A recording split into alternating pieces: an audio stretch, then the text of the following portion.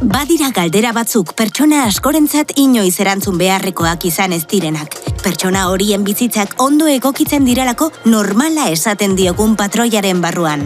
Nortzara benetan? Nork erakartzen zaitu? Hori da zure maitatzeko modua? Galdera horiek egunerokoaren parte dira normala den horrekin bat ez datozenentzat.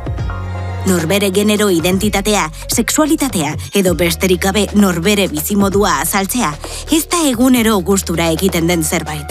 Inork eluke etengabe justifikatu behar norden edo nola sentitzen den. Eta inork eluke gauta egun bere kolektiboaren bozeramaile izan behar. Denok dugu naturaltasunez bizitzeko eskubidea, azalpenik gabe. Gizarte plural batean bakoitzak nahi duen pertsona izateko tokia aurkitzen duelako. EITB transformazioa.